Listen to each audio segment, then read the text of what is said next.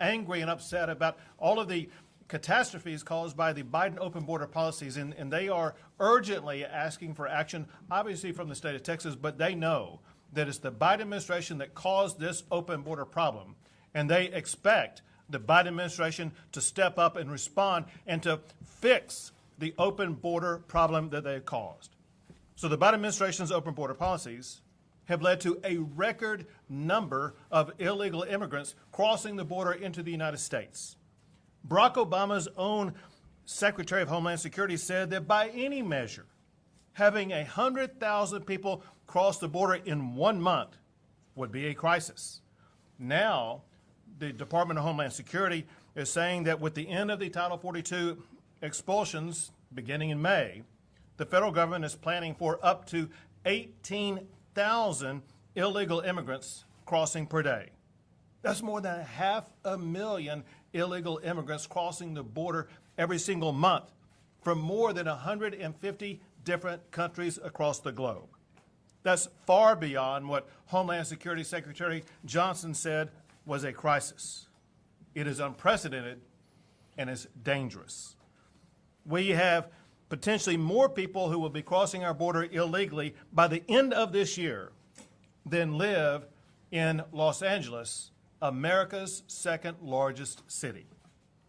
With the Biden administration ending Title 42 expulsions in May, Texas will be taking its own unprecedented actions this month to do what no state in America has ever done in the history of this country to better secure our state as well as our nation.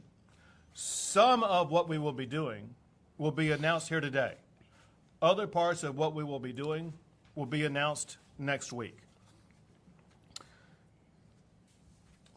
Today, to put all of this in context, it was just March of last year that we began Operation Lone Star to respond to the disaster that existed at that particular moment in time. To respond to that with the help and support of the Texas legislature, I deployed 10,000 National Guard and DPS troopers to the southern border. They have apprehended more than 200,000 migrants so far. They've arrested more than 11,000, including cartel members, drug smugglers, and cop killers. And of course, they have seized more fentanyl that is enough to kill every man, woman, and child in Texas. And Texas, unlike any state in the history of our country, we have already begun to build our own border wall, securing our state and securing our country. But with the ending of Title 42 expulsions, more must be done. Today, I'm announcing a series of new strategies that will be added on to Operation Lone Star to curtail the flow of drug cartel smuggling and migrants and drugs. The first involves inspections. A zero-tolerance policy for unsafe vehicles for smuggling migrants across the border is being implemented immediately. Cartels use vehicles, many of them dangerous commercial trucks, to smuggle immigrants, deadly fentanyl, and other illegal cargo into Texas and onto our roadways. Effective immediately, the Texas Department of Public Safety will conduct enhanced safety inspections of vehicles as they cross the international points of entry into Texas. Now, I know in advance this is going to dramatically slow traffic from Mexico into Texas. It is a byproduct of cartels crossing the border from Mexico into Texas. And at this time, I'm going to sign my directive to Colonel McCraw, the Director of the Texas Department of Public Safety.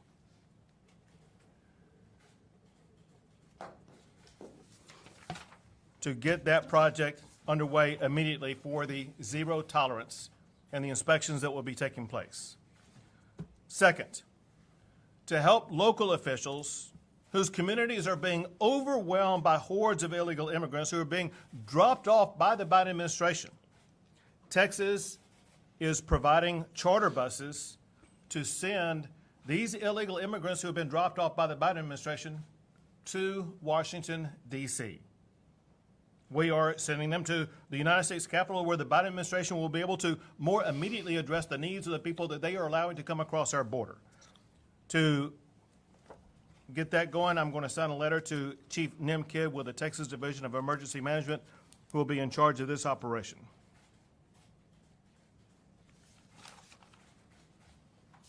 Together, and to recap on these, what Colonel McCraw is charged to do is, in this letter I say that I hereby direct the Texas Department of Public Safety to conduct enhanced safety inspections of vehicles as they cross international points of entry into Texas.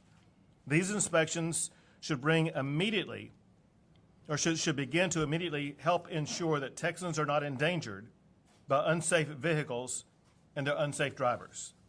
And in the letter that I provided to Chief Nim Kidd concerning the transportation by bus of migrants to Washington, D.C., I say, I hereby direct the Texas Division of Emergency Management to begin coordinating the transportation of illegal aliens to Washington, D.C.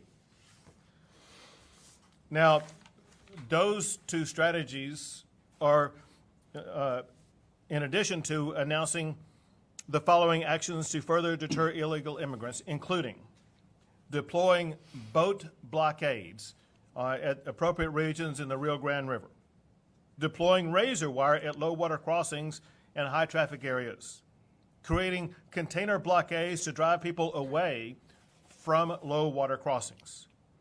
And additionally, the National Guard will begin its first phase of mass migration rehearsals tomorrow to begin the preparation for what we are anticipating to be a potential mass influx of people coming across the border.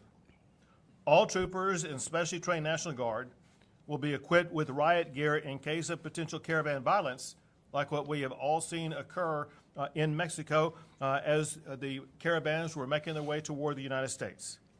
And then on top of that, the border region is going to be lit during night in prominent smuggling areas to make it far easier to detect any activity that is taking place. Now, as I said before, this is stage one of a two-part process, at least two-part process. There will be more announcements that will come next week.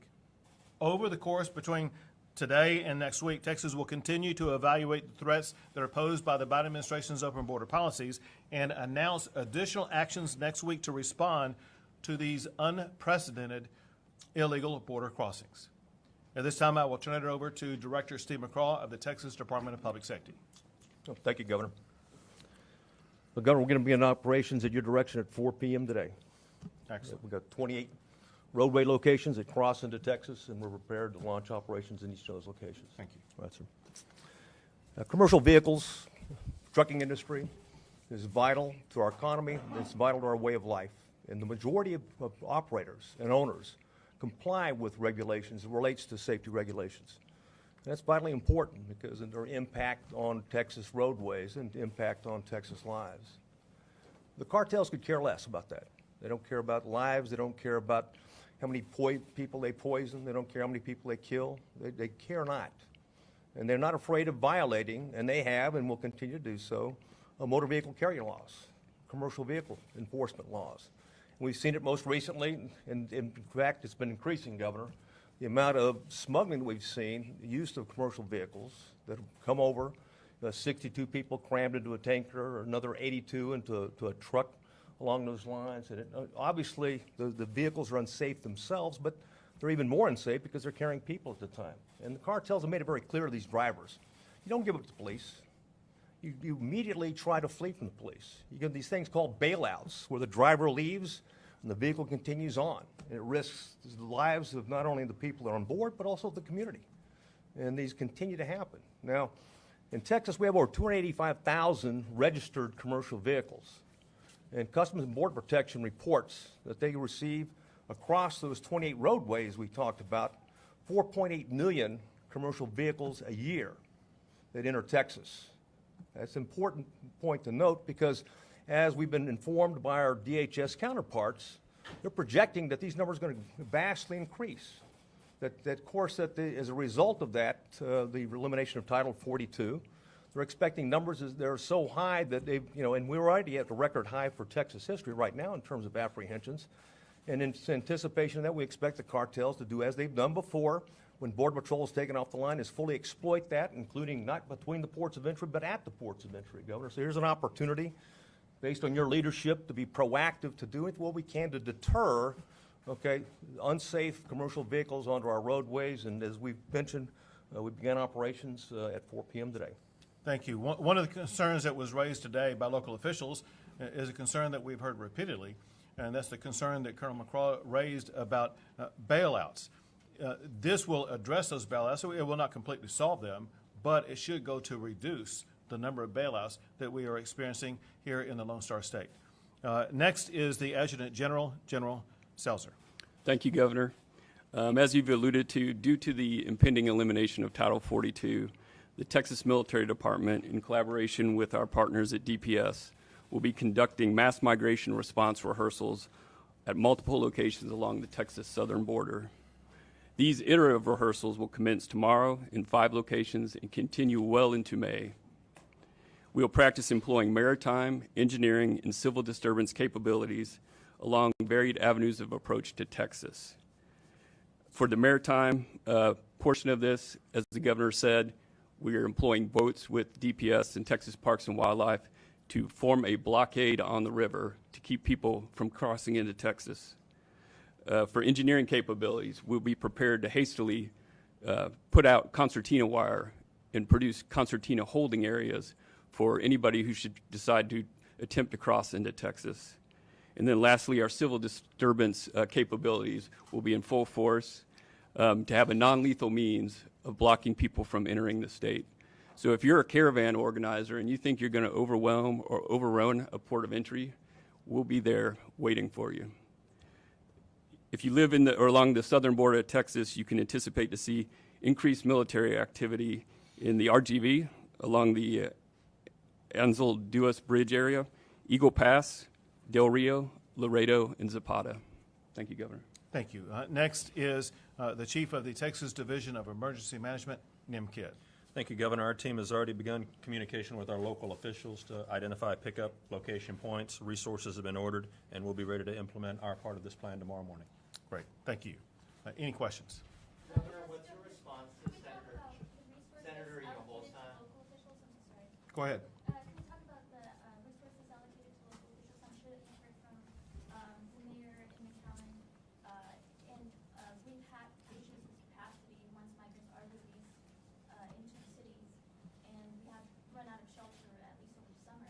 Are resources going to be allocated to address that? So in part, in response to what the state is doing concerning addressing border-related issues, there has been funding that has been made available to some local officials. One thing that we are making available, I think you mentioned the mayor of McAllen, is that right? One thing that we are making available to the mayor of McAllen, as opposed to McAllen having to shoulder the burden and cost of dealing with the incredibly large number of migrants that the Biden administration is basically just leaving there in McAllen. Texas is now offering the process of being able to deploy and move all those migrants by bus to Washington, D.C. Governor, Thank you. The inspection points, what will that look like? How close to ports of entry will they be? And from a constitutional standpoint, why is it legal? I'll answer the second question, and I'll let the Colonel answer both questions. Listen, for the way that the Texas Department of Public Safety will go about this process, they have been through all the legal issues before. It will be happening in the state of Texas, not on the international boundary. So that this is occurring on Texas property, on Texas roadways, which the Texas Department of Public Safety is authorized by law to conduct inspections exactly like what they will be doing. They will conduct them in a way that will ensure that there will be no constitutional issues that can validly be raised against it. Of course, everyone always files a lawsuit. We wouldn't be surprised by a lawsuit, but we know that the process that will be used by the Texas Department of Public Safety will be upheld by the law. As it concerns exactly where they're located, how they will be conducted, that would be more appropriate to be answered by Colonel McCraw. Yes, sir. Well, first, they're not going to be on federal property. They won't be on the bridges where the Office of Field Operation operates. Where we've not even asked for permission to be able to operate there. It's going to be in Texas, and we already do this at these bridges anyway. We conduct safety checks, so we're really expanding it. And although we only do a small percentage right now, it's very important, especially in lieu of how many is coming across, how many came across in 2021, and the activity that we're seeing in terms of how they're being used for smuggling. But importantly, not just smuggling, because the purpose of a safety inspection is just that. It's the safety of that vehicle and the safety of that driver. So it's our job, when we talk about commercial vehicle enforcement, is to ensure that every commercial vehicle that comes across an international bridge and onto Texas roadways is safe, and the driver is safe as well. If it's not, we'll put them out of service. As far as the notification, how will that happen from DPS to the truckers? As we do anytime they come off the bridge, we will direct that. They'll have plenty of forewarning in terms of what's happening, and we'll communicate that to them clearly. We'll use signage, but more importantly, we'll have troopers on the ground to be able to direct them. Is this going to be every vehicle coming into the state of Texas? We're going to ensure every commercial vehicle that enters the state of Texas is safe. And how do you have sort of probable cause? We don't need probable cause to do safety commercial vehicle enforcement inspections, and that's what we're doing. It's not a subterfuge to locate crime. It's simply to make sure that those vehicles are safe when they enter Texas. I just want to make sure that's Yeah. clear. Yeah. I also want to bring up the fact that Operation Lone Star is leaving an additional $531 million. I guess we can speak to, is this something that we can see funded? And we're talking about these operations, both from DPS as well as the Texas Department of Emergency Management. Is there funding to make this happen consistently? To achieve what we're talking about right now requires no additional funding right now. Obviously, as you're pointing out an issue that was raised in hearings earlier this week, and that's the reality, and that is securing the border does not come cheap. Securing the border would cost Texas nothing if the federal government was doing its job, but because Joe Biden is not securing the border, the state of Texas is having to step up and spend Texas taxpayer money doing the federal government's job. Texans have the backbone and the will to secure a border, two things that Joe Biden does not have. All right, next outlet. Yep. Regarding the charter buses, how many are we talking? When is it set to begin? And again, can you clarify, you're talking about migrants who are like mass released from the federal government into Texas towns that don't have the infrastructure for it. You're going to put them on charter buses and take them to D.C.? I'm going to answer the latter part and let Chief Kidd answer the first part. Yes, so the Biden administration, as we speak, with the current numbers, even before the elimination of Title 42, they've been dumping large numbers of migrants in cities up and down the border, leaving the cities to grapple with challenges they don't have the capability of dealing with. They themselves have been putting these migrants on buses to San Antonio. So I said I got a better idea. As opposed to busing these people to San Antonio, let's continue the ride all the way to Washington, D.C. How can you do that? Hold on a second. He gets to respond to the first part of the question. Thank you. The first part of the question, the long answer is, in past disasters, we have pulled up to 900 buses for operations to do evacuations. We will use as many buses as we need to follow the governor's direction to get this done. Two more questions. Is there a place in D.C. that you all are planning to send these migrants to? Is there a designated area you guys have in this plan? The first location will be the steps of the United States Capitol. All right, last question. Governor, there was reports today that you would declare an invasion and deputize National Guard and state troopers. You didn't mention that today. Is that something that you have planned to do in order to send migrants back across the border? Well, first I got to tell you got to question your sources because apparently they're not good. But secondly, what I'll tell you largely speaking, and that is, as I pointed out earlier, there will be more announcements next week where Texas is evaluating every tool that we can possibly use to make sure that we are doing everything we can to secure the border, period. All right, thank you guys so